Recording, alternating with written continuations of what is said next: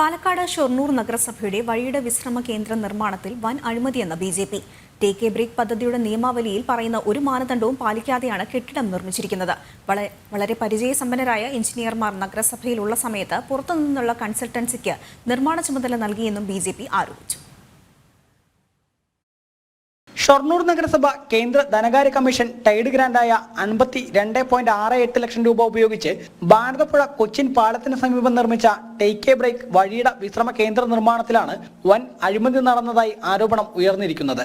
Take A break പദ്ധതിയുടെ നിയമാവലിയിൽ പറയുന്ന ഒരു മാനദണ്ഡവും പാലിക്കാതെയാണ് കെട്ടിടം നിർമ്മിച്ചിരിക്കുന്നത് എന്നാണ് പരാതി.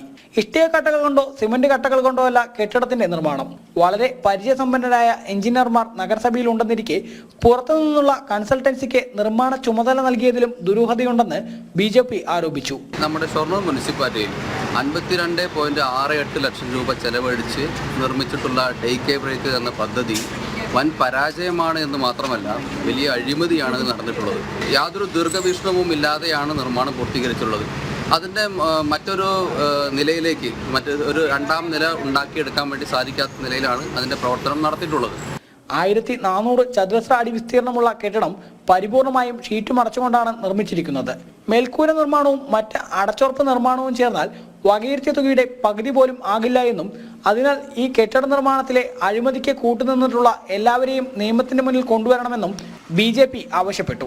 വിഷയത്തിൽ ഓംബുഡ്സ്മാൻ, LSTD, ഷൊർണൂർ നഗരസഭാ secretary, central vigilance, Swachh Bharat mission എന്നിവർക്ക് ബിജെപി കൗൺസിലർ പരാതിയും നൽകിയിട്ടുണ്ട്. ജനം, പാലക്കാട്.